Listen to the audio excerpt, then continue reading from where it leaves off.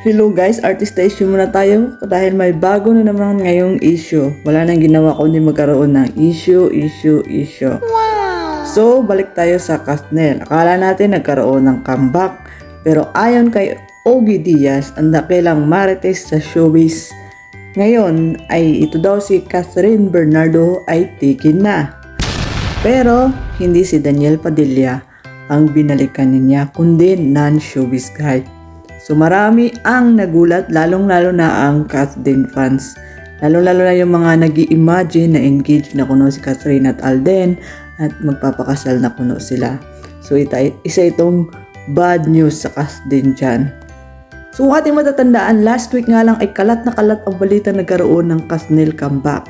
Subalit pinabulaanan ito, pinasinungalingan ito ng nanay ni Catherine Bernardo na huwag maniniwala sa fake news. Hindi natin alam kung saan banda ang sinasabi niyang fake news na huwag paniwalaan.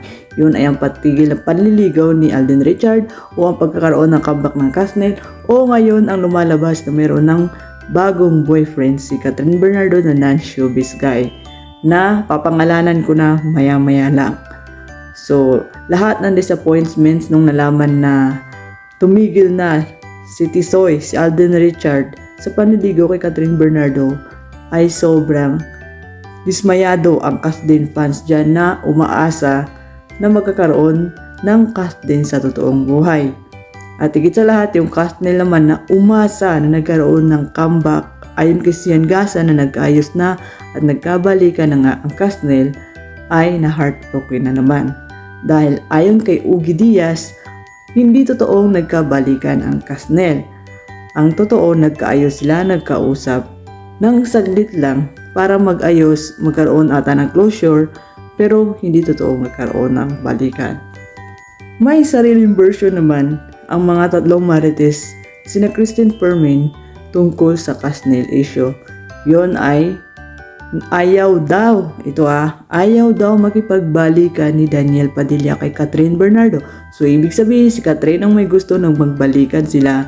Ayon to kina Christine Fermin na ibig sabihin si Catherine ang may gusto makipagbalikan kay DJ pero si DJ ayaw na niya kay Catherine o ayaw na talaga niya makipagbalikan kay Catherine Bernardo. So mas pinili na niya ngayon na maging single muna at mag-focus sa career. Kung matatandaan nyo is 2023 November nang ibununyag ang paghihiwalay ng Kasnel at sari-sari pangalan ang lumabas, ang mga third party kuno ang mga babae kuno ni Daniel Padilla hanggang sa 2024 nung 1 year na hanggang ngayon na nga is nagkakaroon na ng haka-haka na nagkaroon ng comeback ang Kasnel.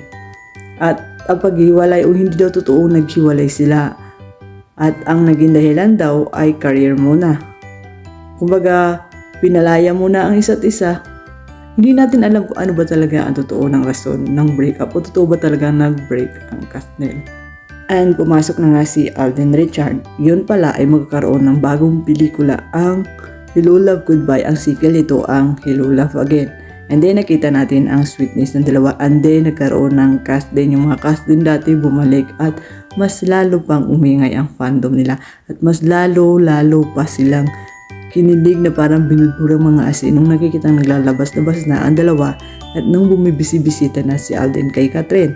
And then, mas lalo pa silang nag-ingay nung isiniwalat ni Alden na nanliligaw siya kay Catherine Bernardo. Pero ngayon, iyak malala nung ibinalita na nagkaroon ng pagtigil ng panliligaw na sinisi na naman nila si Daniel Padilla dahil di umano ay ginulo na naman niya si Catherine Bernardo.